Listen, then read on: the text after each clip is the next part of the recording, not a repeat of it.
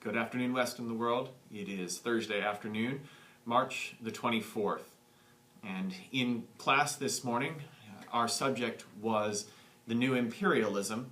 And as you are preparing for next Tuesday's exam, I want to offer just a few review thoughts to hopefully help you draw the pieces of this unit together in a final sort of cohesive fashion.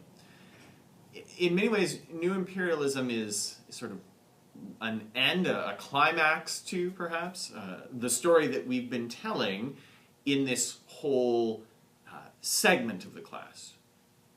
When we began it, we started with the Atlantic revolutions in France and the United States and Haiti and Latin America. And one of the products that we said emerges from these various revolutions are strong states that are promoting national identity, people's sense of belonging to a nation. That sentiment was, in turn, picked up by romantics, by nationalists, and many others to begin to sort of promote this idea of a competition among states, an endeavor to demonstrate the importance of belonging to the nation. At the same time, we said that what was unfolding economically was an industrial revolution, and that industrial revolution had dramatically magnified the scope and scale of Western economies.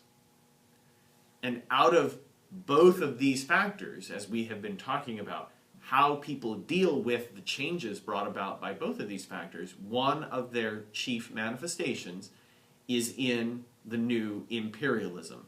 This outburst of empire building, especially in Africa, but also, we said, in South Asia, in Southeast Asia, in these Pacific islands, and even in China. It's a significant moment. It's one that fundamentally represents the transformation of Western relationships with the world at large. So today we really tried to hone in on the causes of this phenomenon. What things motivated this somewhat sudden and unexpected expansion of empire.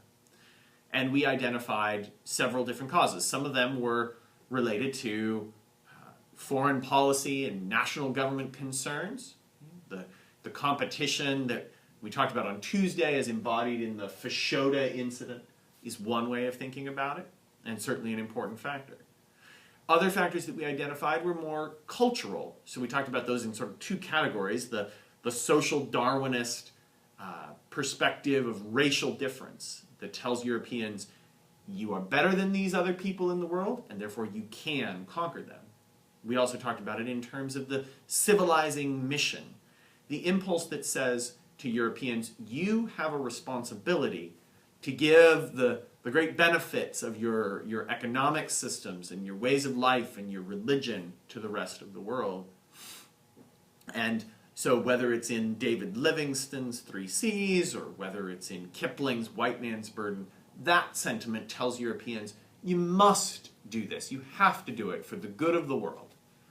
But we also said that it's also about economics, that it's about the search for raw materials, like rubber coming out of the Congo, or palm oil coming out of the Niger River and out of the Senegal River. It's also about finding places to sell stuff. Right? They've produced all the pots and pans that people in Europe want to buy, so now they need to find new places where they can sell the products of industrialization.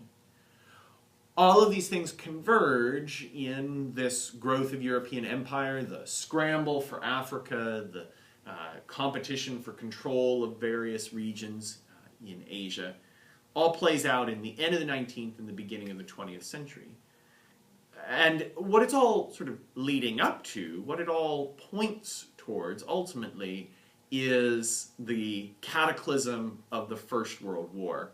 And that's where we'll be turning our attention after the exam, but we'll see how closely intertwined the causes of the Great War, or World War I, are with the new imperialism and with all that we've been describing in this section. So, looking forward to talking more with you about that. Hope that you enjoy your Easter break.